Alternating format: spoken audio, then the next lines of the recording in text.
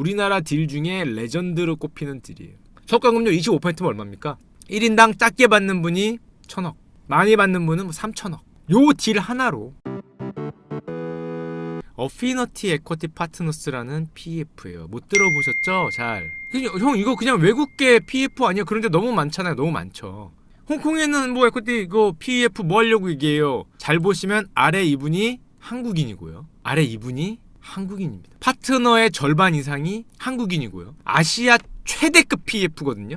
지금 MBK가 따라잡았냐 안 따라잡냐 얘기했는데 아시아 넘버 1급에 속하는 PEF인데 이 PEF를 키운 게 절반은 누구다?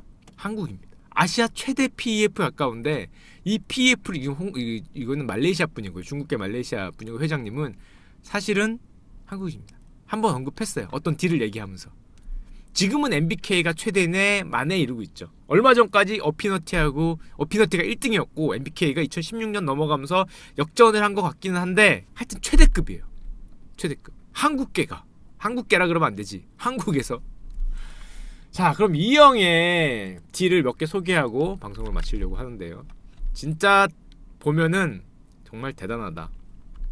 론스타 형들에 비하면은 한 3배 정도는 고수다라고 보시면 될 것 같습니다. 자, 이 목록이에요.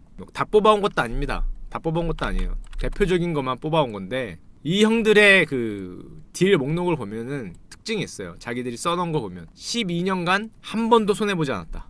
이게 이 형들 그 어피너티가 자랑하는 게 한국에 들어와서 12년간 딜을 하면서 단 한 번도 손실을 안 봤다라고 자랑합니다. 이거 말고 중간중간에 있는 잡다한 거 뺐어요.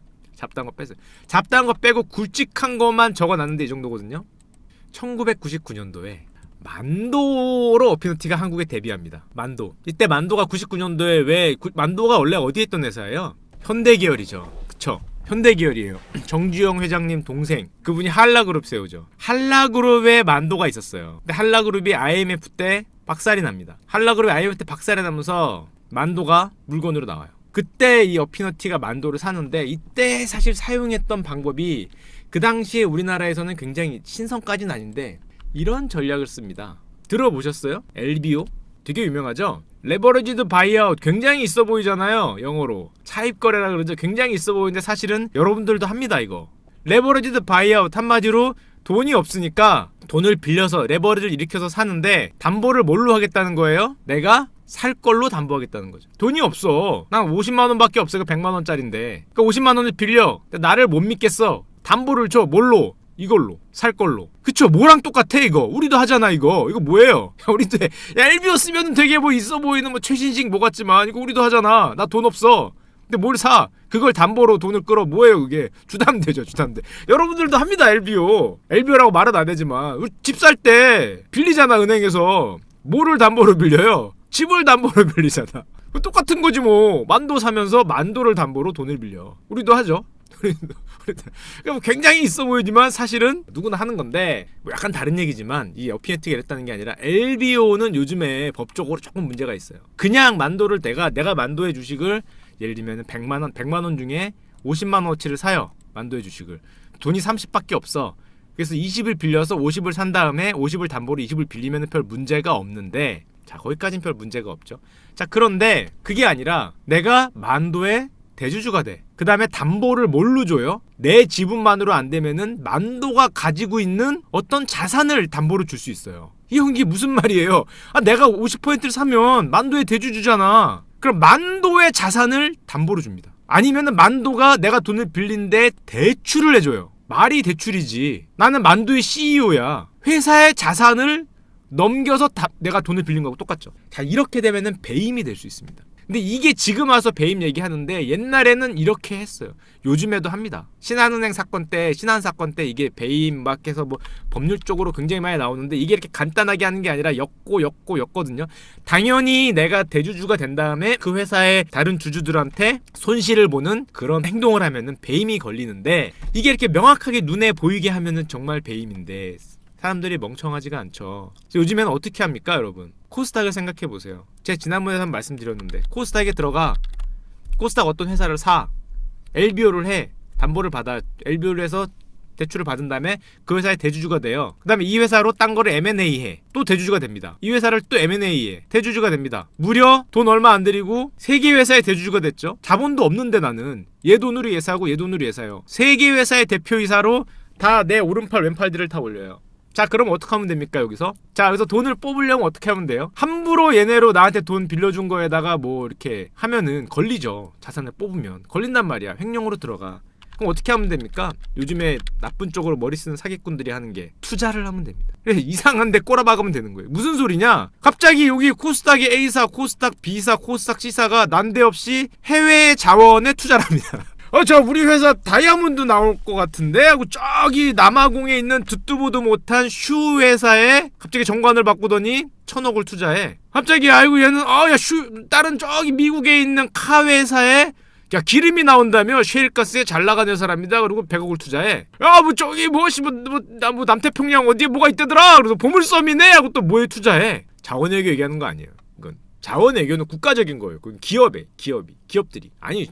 전혀 정치적인 거 전혀 아니야. 옛날에 MB 형님이 하시던 거는 국가가 투자하는 거고 기업들이 그건 모르겠고 기업들이 실제로 있습니다. 작년에도 있던 거예요. 작년에도 국가가 문제가 아니라 자 이렇게 투자를 해. 당연히 난리죠. 당연히 날려요. 그럼 슈 회사와 카 회사와 뭐 새우 회사의 대주주는 누구예요? 알 수 없지. 해외에 있는 회사인데. 해외에 있는 페이퍼 컴퍼니인데 알 수 없지만 당연히 제가 저 먼 곳에서 빨대를 꽂고 있겠지. 딱 꽂고 있다가 여기에 1,000억 투자 열심히 털었지만 아무것도 안 나와. 300억 투자 안 나와. 자원 말고 딴 걸로 해도 마찬가지입니다. 굳이 자원을 할 필요 없어. 무슨 뭐 반도체 개발 회사로 할 수도 있지. 이탈리아에 있는 반도체 개발 회사 슈 회사가 반도체에 퀄컴이 된다. 1,000억 투자. 저기 멀리 있는 에티오피아에 있는 카 회사가 무슨 뭐 DNA 뭐를 발견했다. 500억 투자. 좀 있으면 어떻게 돼요, 당연히? 아우, 야, 될 줄 알았는데. 그거 안 되네. 야, 그거 거의 다 될 줄 알았는데. 야, 반도체가 나오다가, 야, 거의 나왔는데, 그 마지막이 그게, 나 반도체 나올 줄 알았는데, 아쉽게 실패했네요. 거의 다 나왔는데. 야, DNA가, 그게 아직 잘리다가 그냥 마지막에 손이 삐끗해서 이게 잘못 잘렸네. 아쉬워요. 아우 돈을 날렸네. 이게 뭐예요? 투자 실패죠. LBO를 이렇게 많이 해요. 투자 실패. 야 아깝네. 어떻게 된 거예요 그럼 이거? 당연히 돈은 날라갔죠. 그리고 우리는 여기서 당연히 책임을 지고 이 투자 실패의 책임을 지고 CEO를 그만두면 됩니다. CEO를 그만두고 남아있는 집은 뭐 대충 털고 잘 놀다 갑니다. 이런 사기가 생각보다 많아요. 생각보다. 특히 듣도 보도 못한 기업들은 이게 사기잖아요. 대놓고 하면 횡령이기 때문에 투자로 감싸서 올해 초에만 해도 이런 류의 투자 사기가 신문에 3-4개가 올라왔어요. 찾기도 힘들죠. 어떻게 찾을 거예요? 에티오피아에 가서 그 회사 뒤져볼 겁니까? 찾기도 힘들어요. 누구만 당하는 거예요? 이걸 모르는 다른 주주도 돈을 빼는 거예요. LBO는 건전한, 우리가 주담대하는 거하고 똑같은 건전한 투자 방법이 될 수도 있는데 그런 식으로 악용을 할 수가 있다는 거죠. 자, 그래서 우리 어피너티 형들이 LBO 같은 걸 이용해서 들어옵니다. 만도에 들어와요. 짠짠짠짠짠짠 사요. 2,350억에. 그리고 불과 2년 있다가 팝니다. 얼마에 팔았을까? 자, 우리 매도가 저렴하게 팔았어요. 저렴하게 얼마인데? 자, 4,300억에 이제 돈을 회수해 가는데 2년 한 6년 걸렸네. 뭘 하냐? 유상 감자와 배당으로 뽑아가는 멋진 모습을 보여줍니다. 요즘엔 누구나 알죠. 이거 론스타가 보여준 건 똑같잖아요. 회사를 사. 그 다음에 갑자기 유상 감자를 해. 감자가 뭐예요? 회사가 갖고 있는 그 주식을 없애면서 그만큼 돈을 주는 거거든요. 회사 돈을 주주들한테 주는 거야. 감자를 해. 돈을 뽑아가요. 그걸로 배당을 해. 그러니까 회사 돈을 주주한테 주는 거지.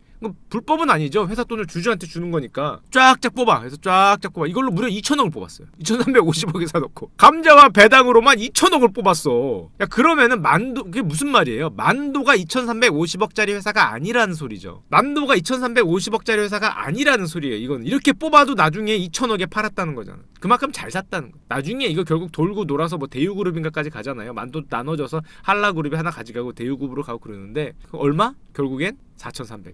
론스타가 한 거하고 똑같죠. 2,300억을 투자해서 4,300억이 됐습니다. 간단하게 더블. LBO기 때문에 사실은 자기 돈은 더 덜 들어갔을 거예요. 대단한 거죠.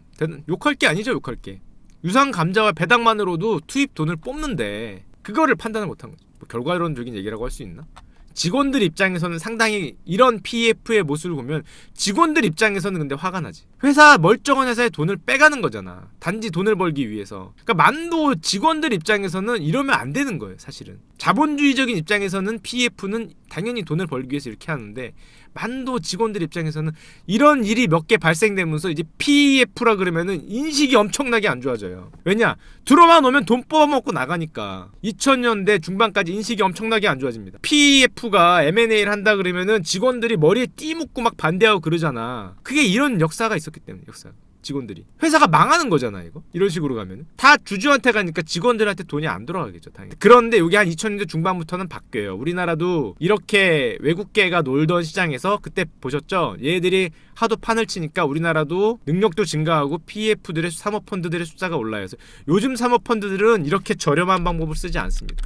이건 옛날에 잘 모르던 시절에 되게 약탈적인 방법이죠. 요즘에는 그런 방법이 아니라, 여기 뒤에 나오겠지만 로엔에서 대표적으로 나올 거예요. 기업 가치를 올려요. 반대로 이런 식으로 뽑아가는 거 잘 안 해요. 기업 가치를 올린 다음에 그 기업을 비싸게 파는, 서로 윈윈하는 전략을 많이 쓰죠. 욕도 안 먹고. 그 다음에 2001년에 해태가 나옵니다. 해태 들어보셨죠? 옛날에 해태는 그룹이었어요. 지금은 망했지만 옛날에 해태는 그룹이었어요. 해태가 나오면서 4,800억에 사는데, 자, 누가 샀냐? 크라운이 샀습니다. 나중에 돌고 돌아 크라운이 사는데, 자, 이건 뭐 그냥 가벼운 딜이었어요. 이렇게 많이 벌지도 못했어요. 겨우 4년 만에 1,700억 벌었죠. 1,700억. 뭐 한 3-40%밖에 못 벌었어요. 그래서 얼마 벌지 못했는데, 뭐 이 정도면 소소한 거죠. 뭐 한 30% 더블도 못 냈네. 에이, 이거 이거 힘만 쓰고 더블도 못 내. 자, 해태는 약간의 이슈가 있었습니다. 해태 그룹 얘기는 기업 얘기는 잠깐 드리면은, 해태가 이런 뉴스가 있었어요. 옛날에 소액주주의 눈물, 뭐 해태제가 소액주주의 눈물 이런 게 있었는데, 이것도 하나의 그 방법이니까 잠깐 설명을 드리면, 이게 무슨 눈물이냐? 간단합니다. 자, 우리가 A 기업이 있어요. A 기업에 돈을 투자했는데 A 기업이 주주들이 많아. 막 잡다한 개미도 있고 막 여기저기 지분이 나뉘어 있어. A 여기다가 막 돈을 투자해서 지분을 올려봐야 내가 많이 못 먹을 것 같아. 그런 방법이 어떤 게 있습니까? A에 있는 중요한 사업들을 매각을 합니다. 어디로? B사로. A에 있는 주요 사업들을 B사로 매각을 해. 경영적 판단으로. 그 다음에 B사를 키워요. 당연히 B사는 내가 엄청난 대주주겠죠. 내가 엄청난 대주주겠지. 그릇을 옮겨 담아서 피워요. 이게 해태가 옛날에 해태 소액주주, 해태 보시면은 구주주라는 표현이 나오거든. 아까 그 신문기사에. 해태 구주주가 뭐냐면, 여기에 있는 해태 주주들이 있었는데 이걸 옮긴 다음에 이게 떡상을 해요. 이거는 상패가 됩니다. 이건 상장을 해. 크라운이 가져가 상장을 해요. 나중에 혜태가 여기서 뭐가 대박이 났어요? 여러분들도 아는 거 대박 났는데, 여러분들도 아는 거. 허니 차 사면은 차 사면은 껴주겠다고 이렇게 차 위에다가 과자 붙여놓은 거 있죠. 옛날에 그랬잖아. 자동차 사면은 껴줍니다 하고 자동차 위에 허니버터칩 붙여놨더만. 아니 씨, 야 그게 말이 돼? 허니버터칩 뭐 띄어다 팔고 허니버터칩이 대박이 나죠. 이게 상장해서 주가가 막 이렇게 올라가. 이거 사서 크라운이 참고로 그 농심하고 지금 쌍벽까지는 아니더라도 업계 빅2로 올라갑니다. 근데 이걸 그러면 사서 이게 A가 올라가야 되는데 A가 아니라 B사가 올라갑니다. 이게 뭐 꼼수라면 꼼수고, 이 PEF들의 꼼수라면 꼼수고, 방법이란 방법인데, PEF는 얘기를 하는 거죠. 정당하게 팔았다. 정당하게 팔고, A는 A대로 B는 B대로 키우려고 그랬는데 A는 실패하고 B만 성공했다고 얘기하는 거죠. A 주주 입장에서는 굉장히 억울한 거고, 그래서 뭐가 맞는지 가치 판단은 잘 못하겠어요. 그거는 제가 여기에 직접 뛰어들은 건 아니니까. A가 B를 넘기면서, 이건 혜태 제과 식품 뭐 이름 이렇게 하고, 혜태 모시기 이렇게 이름을, 둘 다 혜태가 들어가긴 하는데 하나가 망하고 하나가 뜬 거죠. 그래서 결론적으로는 이런 방법이 있었는데, 크라운은 혜태를 인수하면서 지금 뭐 엄청 상승했죠. 지금 상장된 회사에서 지금 제가 말한 A, B에 넘기는 거, 이런 거 하면은 바로 배임 걸립니다. 가만히 있겠어요, 주주들이? 삼성이 반도체를 슈 업체에다가 1조에 넘긴대더라. 일주일 반도체를 사업을. 그러면 삼성전자 주주들이 저를 후드러 패겠죠. 지금 장난치냐 이러고. 당연히 후드러 패겠지. 야 이 새끼 어디다 대고 장난치냐 이러고 후드러 패길 거기 때문에 상장된 업체는 거의 발생하기 힘든데, 옛날이니까 비상장이어다가 또 걔네 말대로 두 개 다 살리려고 그랬는데 하나가 실패했을 수도 있겠지. 크라운이 업계의 빅2로 올라가죠. 자, 그리고 조금 재미있는 들이 있습니다. 하이마트들입니다. 하이마트들은 얼마를 벌었냐면, 좀 벌었네. 잘못 썼다. 이게 2002년, 2003년인가 그런데 한 1, 2년 만에 1조를 좀 더 들어갔어요. 1조를 벌어. 1조. 연도 잘못 썼어. 미안해. 1조를 벌었어. 1조를. 야, 여기서도 기적의 수학법이 들어가요. 하이마트 거는 진짜 M&A 공부하는 분들은 보시면 이 기적의 수학이 들어가는데 하이마트가 원래 뭐였어요? 이거 대우전자 옛날에 대우전자 물건 팔던 데잖아요. 뭐 삼성전자 가맹점 하듯이 대우전자 가맹점들 모아놓던 건데 대우가 망하면서 그 가맹점들이 다 날아가게 생겼으니까 그걸 모으고 모아서 선종구라고 그때 본부장 정도 하시던 분이 있습니다. 선종구 나중에 회장 되시죠. 선종구라고 본부장 정도 되시는 분이 있는데 걔네들이 그 가맹점들을 모으고 모아서 대우전자 물건 팔던 데를 모으고 모아서 하이마트라는 회사를 만들어요. 만들었는데 만들다 보니까 자기 지분이 어떻게 돼요? 낮아. 왜냐면은 그 업체들 다 모았잖아. 그 업체? 가판점들 다 모아서 팔던 데들 다 모아서 회사를 만들다 보니까 자기 지분이 낮죠. 자기가 부자도 아니고 그냥 본부장이었는데 돈 좀 많은 상무 정도였는데 지분이 낮아. 고민을 해. 야 회사가 잘 나갈 것 같은데 회사가 이게 쭉 클 것 같은데 내 지분이 낮아. 이걸 보고 있던 어피너티가 원래 PF가 이런 거 하는 거예요. 옆에 가서 우리 오너 아저씨들의 가려운 데를 긁어줍니다. 형 지분이 낮아서 걱정이야? 내가 지분을 올려줄게. 쉬운 방법 있지. 쉬운 방법 기적의 계산이 있지. 이거 몰랐구나. 보여드릴게요. 아주 쉬운 방법을. 자, 쉬운 방법이 뭐냐? 예를 들어 봅시다. 자, 100원짜리 회사가 있어요. 내 지분이 10원입니다. 그럼 지분율이 10%밖에 안 돼. 야, 이거 떡상해도 나 대주주 위험할 것 같아. 야, 누가 M&A 하면 어떡하지? 이거 건질 게 없는데 누가 15%만 사면 난 날아가는 거죠. 이렇게 생각을 해. 그러니까 어피너티가 와서 옆에서 긁어줘요. 살살살살. 형 지분을 더블로 만들어줄게. 어떻게? 자, 간단합니다. 자, 100원짜리 회사에 있는 모든 지분을 형이 직원들 설득해. 나한테 팔어. 나한테. 내 펀드에 팔어. 네 펀드에 팔면 뭐가 어떻게 되는데? 내 펀드에 팔면은 내 펀드는 이게 지금 100원짜리 회사지만은 전체가 50원짜리 회사야. 야 100원짜리 50원에 어떻게 팔어? 팔면 되지. 50원은 내 빌려왔으니까. 난 돈이 50원밖에 없는데 내 주식 전체는 50원밖에 안 돼. 100원짜리 어떻게 사? 나머지는 빌려 사. 형은 그 10원으로 내 50원짜리의 지분을 사. 이 펀드에. 그럼 내 지분율은 얼마다? 형 지분은 20% 됐네? 야 순식간에 따블! 내 돈은 똑같이 10원인데 50원짜리에 10원 사니까 지분율이 20% 됐어요. 레버리지를 일으킨 거죠. 사실은 똑같은 게 형 10원을 담보대출을 은행에 맡기고 돈 빌려서 형 지분 또 사란 거하고 똑같긴 한데 그렇게 되면 뭔가 복잡하고 법률적인 문제도 있고 직원들이 가만히 안 있을 테니까 넘깁니다. 나한테 다 팔어. 인수해. 내가 가져갈게. 회사 전체를 사요. 산 다음에 절반만 지분 만들고 절반은 대출로 사면 됩니다. 대출로. 순환 출자는 아니죠. 그냥 이 회사 없어진 거야. 이 회사 없어지고 이 회사로 바꾼 거지. 형은 대신에 그 돈을 나한테 50원 중에 10원은 형 돈을 넣어. 그럼 형 지분은 20%야. 자 간단하게 형 지분을 더블로 만들었어요. 손종구 형님이 이걸 보시더니 어우 지니어스 하면서 바로 오케이 때리죠. 바로. 아니면은 하이마트 지분을 사기 힘들었어요. 왜냐면 하이마트 지분은 지금 떡상이 눈에 보일 정도로 지금 막 올라가는 순간인데 이거를 이렇게 하면서 그 손종구 형이 근데 단순하게 이거면 나한테 떨어진 게 별로 없잖아. 그러니까 어피너티가 들어가면서 이런저런 많은 이득을 줍니다. 많이 주고. 당연히 대출 받을 때 이자 내야죠. 당연히 내야죠. 그걸 넘겨도 남아야 하는 겁니다. 이런저런 이득을 줘요. 그리고 당연히 우리 회장님의 지분이 더블업이 됐기 때문에 이게 떡상을 하면서 손종구 회장님이 재벌이 되십니다. 어피너티는 어피너티대로 이거 지금 떡상하는 주식을 못 살 주식을 산 거죠. 못 살 주식을 산 거예요. 누가 팔겠어? 누가 팔겠어? 그걸 사서 들어가서 어쨌건 난 대주주가 됐잖아. 조금 있다가 유진에 팔아요. 얼마에? 1조를 남기죠. 1조를 남기죠. 그래. 그럼 손종구 형 여기서 끝났냐? 안 끝났지. 유진에 팔 때 손종구 형도 지분 얻어서 같이 들어가요. 유진이 대주주긴 한데 나 지분 조금 남기고 나 CEO 할게. 그래서 CEO에서 들어가는데 문제는 조금 있다가 유진이 자기가 집적한다 그래요. 그러니까 종구 형, 손종구 형하고 싸워요. 둘이 막 싸우니까 이때는 다른 IMM이라는 PF가 들어갔는데 다른 PF가 야 니들 둘이 잘해서 이거를 비싸게 팔아야 되는데 이 둘이 들어가서 싸워요. 종구 형하고 유진 회장님하고 박터지게 싸우고 있다고. 나는 FI로 돈 넣어서 들어갔는데 그러니까 이 PF가 이 둘을 설득을 합니다. 니들 보니까 안 될 것 같아. 니들 박터지게 싸우는 거니까 우리 회사 미래가 없다. 팔자. 팔자. 그래서 얘네 둘을 설득해서 니들 깜빵가 서로 막 고발하고 고소하고 횡령하고 난리가 났거든. 그러니까 이거를 팔자 해서 IMM이 꼬셔서 이거를 롯데에 팝니다. 지금 롯데로 넘어갔죠. 지금 롯데로 넘어갔는데 PF가 이런 역할을 하는 거예요. 대주주의 가려운 데를 긁어주면서 자기도 숟가락을 얹고 대주주가 서로 싸우거나 그러면 가운데서 중재자 역할을 해서 빨리 엑시트를 하고, 자 이런 역할을 합니다. 여기서도 IMM이 중간에 설득을 해서 롯데에 팔게 돼요. 롯데가 결론적으로 지금 하이마트를 가져갔죠.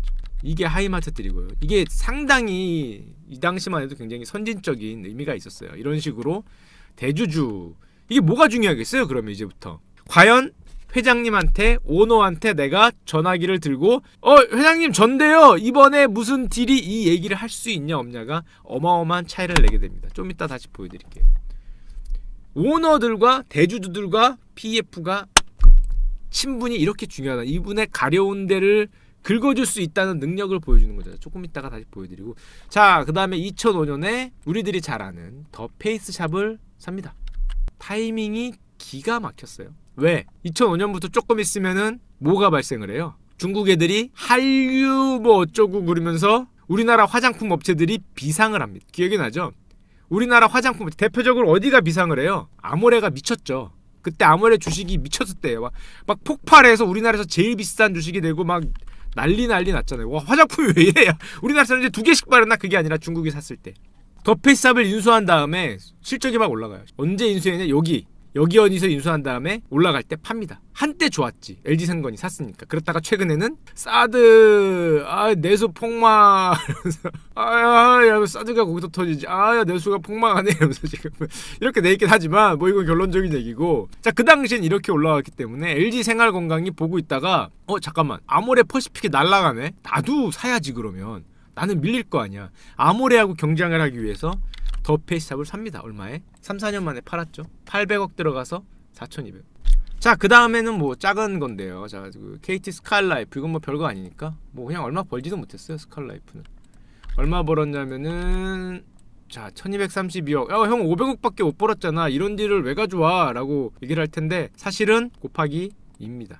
왜냐하면은 여기도 약간의 또 방법이 들어가는데요. KT 스칼라이프를 700억에 사면서 CB를 발행합니다. 좀 어려운 얘기긴 한데 CB를 발행해요. 무슨 소리냐면은 그 CB를 700억어치 발행해요. 주식으로 바꿀 수 있는 채권을 발행하는 거예요. 700억어치를 자기들이 들고 있어요. 1200억에 팔면서 요 CB까지 같이 파니까 곱하기 2배에서 2400억이 됐어요. 2배를 남겼습니다. 그래서 500억이 남긴 게 아니에요. 1000억을 남긴 겁니다. CB를 발행을 해요. 스카이라이프 게다가 샀었다. KT로 넘어갔죠. KT가 사갑니다. 자 그리고 오늘의 대망의 주인공급 되는 우리나라 딜 역사상 거의 외환은행급에 맞먹는 딜이 하나 터집니다. 오늘의 메인 딜에 가깝죠. 오늘의 메인 딜, 그게 바로 2009년에 오비 맥주입니다. 우리나라 딜 중에 레전드로 꼽히는 딜이에요. 레전드로 꼽히는 딜. 이거는 그럼 얼마를 벌었길래 레전드냐? 5년 안 됐어요. 4년 만에 6조에 팔았어요. 얼마 번 거예요? 4조. 오비가 엄청난 손해라고? 오비 맥주 2조 3천억에 누구한테 샀는지 아세요? 이거 오비한테 산 거 아니에요. 에이브 인베브한테 2조 3천억에 삽니다. 4년 뒤에 에이브 인베브한테 6조 2천억에 판 거예요. 같은 놈이 팔았다가 되산 거예요. 두산은 이미 옛날에 저 2001년 2002년에 AB 인베브한테 이미 넘겼어. 그때 뭐 주류 산업 다 팔고 중공업으로 가면서 이미 오래전에 대주주는 AB 인베브로 넘겼는데, 얘가 급하니까 오비 맥주 팔았다가 다시 산 겁니다. 왜 그랬을까? 야, 우리가 보기엔 야 얘네 또라이네. 야 이거 미친 거 아니야 라고 생각하겠지만은, AB 인베브는 여러분이 생각하듯이 그렇게 작은 회사가 아닙니다. 호구라고 생각하면 안 돼. AB 인베브가 얼마나 큰 회사냐? 일단 AB 인베브 얘기를 잠깐 드리면, 요런 회사, 브라질의 인베브 회사하고 벨기에 요런 회사가 합쳐서 오늘의 AB 인베브가 됩니다. 이때만 해도 두 개 합치는데 세계 2위였어요. 세계 2위 맥주였어요. 이때만 해도 어마어마하게 큰 회사예요. 자 그랬는데 얘네가 조금 있다가 2009년도 이 오비 맥주를 어피너티에 2조에 팔 때 무슨 짓을 했냐? 이 회사를 인수합니다. 들어보셨어요? 아노이저 부쉬라고 이 회사를 인수해요. 얘네가 이거 인수가 얼마 들었더라? 500억 불, 50조를 들여서 이걸 인수합니다. 그럼 이게 무슨 회사냐? 형 이게 뭐예요? 뭘 뭐긴 뭐야.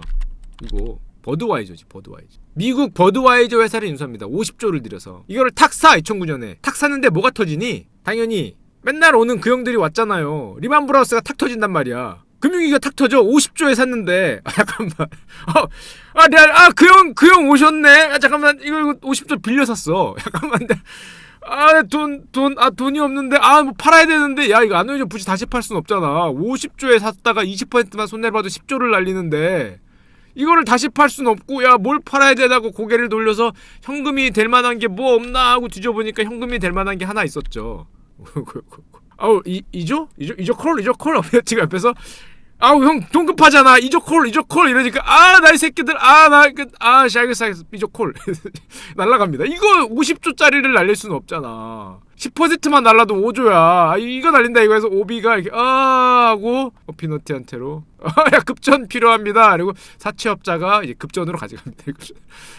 급전으로 가져가요. 조금 있다가, 리만이 끝났지. 끝나고, 야, 돈도 남으니까 다시 보니까 억울해. 다시 살려고 보니까, 오비가 떡상을 했어요. 왜 떡상을 했냐? 피너티가 대단한 거죠. 오비하고 하이트하고가 원래 하이트가 이기고 있었거든. 오비가 뭐예요? 카스잖아. 2000년대 후반에 하이트가 1등, 카스가 2등이었어. 근데 갑자기 카스가 무슨 카스 하면서 이기면서 하이트가 떡락을 하고 카스가 1등으로 올라가요. 하필 그때 그걸 보고 다시 살려니까 how much? 이러니까 저렴 6조. 나 이 새끼들 어떤 애고 사기쳐 이 새끼들한테. 그땐 2등이었지만 나우 1등. 장난쳐요 형. 그때 2등이었지. 언제 얘기를 하는 거야 지금. 나 이 새끼들 6조. 나 6조. 고민하다가 나 6조도 돈이냐 이러면서 6조도 돈이냐 이러면서 훌랑 삽니다. 피너티가 다시 6조에 팔죠. 훌렁 사요. 이 나쁜 새끼들아 이러면서 괜찮아. 싸다. 왜 싸다라고 생각을 했냐? 에이브 인베브의 자금력을 보시면 조금 있다가 에이브 인베브가 얘네를 인수하거든요. 이거 얼마에 샀는지 아세요? 사브가 뭐예요? 밀러. 얘네 밀러 맥주 아시죠? 밀러를 입주해서 세계 맥주 시장에 거의 30% 가까운 압도적인 1등이 되는데 밀러를 얼마에 인수했냐면은 2,750억 불이라고 써있네요. 300조에 삽니다. 300조. 6조는 그냥 껌이죠. 이렇게 뒷자리예요. 뒷자릿수. 300조에 사기 300조 넘게 사기 때문에 6조는 잘 표시도 안 되는 거야. 콜. 콜. 6조 콜. 6조는 300에 비하면은 그냥 뒷자리죠. 뒷자리 했어. 그래 1등. 콜. 그래서 AB 자, 그래서 우리 인베부 형님들이 이런 넓은 그런 인내심과 자비로움으로 얼마가 됐냐면은 6조에 팔았습니다. 자, 6조에 팔아서 어떻게 됐느냐? 참고로 KKR하고 같이 들어간 딜이긴 한데요. 어피너티하고 얘네들의 성과급이 얼마가 나왔다? 성과급이 아까 제가 보여드린 어피너티 아래는 파트너스 있죠? 몇 명 안 됩니다. 어피너티라 그러면 굉장히 큰 회사 같잖아. 파트너 10명도 안 될걸? 8명, 10명 그밖에 안 돼요. 그 중에서 오비 맥주를 매각을 맡은 한국계가 3명 위에 있는 파트너가. 이거 많은 숫자가 필요하겠어. 인수하는데 300명이 필요하겠니? 그냥 인수한 다음에 CEO는 딴 분 안 치면 되고 월급 주고 안 주면 되고 많이 필요하겠어. 3명이면 되지. 얼마를 벌었다고? 2조 3천억에 6조 2천억 4조 벌었잖아요. 성과급료 25%면 얼마입니까? 1조. KKR하고 나눠 먹긴 했는데 1인당 작게 받는 분이 1,000억, 많이 받는 분은 3,000억. 요 딜 하나로 재벌이 됐죠. 재벌이. 요 딜 하나로. 위에 있는 딜은 아직 얘기 안 했잖아. 이거에서도 돈 다 받았는데 그런 거 빼고 요 딜 하나로 성과급이 1조가 나왔어. 입사원 내가 쓰면 당연히 잘리겠지. 이 딜 하나로 무료 정부 세금 내라고? 듀레인님 이렇게 아마추어 같은 소리를 해. 제가 예전에 한번 보여드렸잖아요. 오비맥주 인수하고 이렇게 한 거는 당연히 우리나라 기업이 산 게 아니죠. 당연하죠. 텍스 헤븐에 있는 지역에 샀겠죠. 왜 이렇게 아마추어 같이? 저 멀리 있는 듣도 보도 못한 나라에 있는 듣도 보도 못한 기업이 산 겁니다. 어딘가 있겠지. 벨기에에 있던 어느 섬나라에 무슨 군도에 있던 그런 기업이 사서 그런 기업이 판 거죠. 당연히 그런 거. 지금 아직도 방송 별로 많이 안 보셨구나. 이상한 나라에 있는 이상한 기업이 산 거지. 이상한 나라 기업이. 그렇지 당연히. 이런 것까지 얘기하면 너무 없어 보이니까 당연히 그렇죠. 당연히 텍스 헤븐에 가서 샀겠죠. 참고로 어피너티나 저렇게 PEF들이 홍콩에 계신 분들이 한국에 오래 못 들어온다고 합니다. 세금 먹일까봐. 그래서 1년에 몇 개월밖에 한국에 못 있다 이런 썰이 있는데 맞는지는 모르겠어요. 저런 홍콩에서 활동하는 엄청나게 돈 많이 버는 분들은 세금 낼까봐 한국에 몇 달 있다 홍콩에 몇 달 있다 이랬다는 말이 있는데 제가 그 정도 돈이 없어봐서 거기까지는 잘 모르겠지만 그랬다는 썰이 있습니다. 저도 그러고 싶은데 홍콩에 몇 달 있고 하고 싶은데 뭐 안 껴줘서. 자, 그리고 교보생명은 뭐냐? 아래에 있는 1조 2천억짜리는 이거 또 위에 나오겠죠. 슈카월드에 가면은 있는 바로 그 딜. 신창재 회장님이 풋옵션 했다가 아씨 난 모른다 이 자식들아 하고 지금까지 싸우고 계시는 바로 그 딜의 FI 중에 한 명이 어피너티입니다. 들어갔죠. 난 모른다 이 새끼들하고 회장님이 지금 풋옵션 거부하시니까 지금 싸우고 있는 그 딜이 요 딜입니다. 그 딜이 요 딜이에요. 전부 다 이 형 건 아닌데 돈이 들어가 있어요. 돈이 들어가 있고. 자, 그러면 이건 뭘까? 아직 진행이에요. ING 어떻게 될지 모르겠다. 얼마를 볼지는 모르겠지만 최소 손해는 안 볼 것 같다. 우리 회장님은 원금만 받아라라고 주장하는 건데 안 된다고 지금 더블업 내놔라라고 지금 얘기하고 있는 게 이거죠. 이 딜이고. 자, 또 오늘의 재밌는 딜 로행이 등장합니다. 요 딜이 사실은 요 위에 있는 딜들하고는 약간 달라요. 왜 다르냐? 자, 로에는 뭐 얼마 벌었을까? 아이 뭐 얼마 뭐 소소하게 벌었죠. 한 1조 벌었습니다. 1조 2년 만에 1조 2천억. 소소하니까 한 1조 2천억 2년 만에 2년 만에 번 겁니다. 2년 만에. 아, 진짜 대단하죠.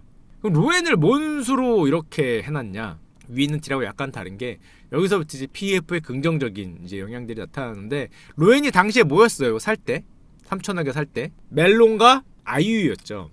우리 아이유 누나, 멜론과 아이유 누나 딱 두 개 있던 회사거든요. 음악 스트리밍 1위와 아이유 누나, 그냥 아이유 누나지. 뭐 딴 게 뭐 있겠어. 멜론과 아이유 누나 딱 두 분 SK가 팔았죠. SKT.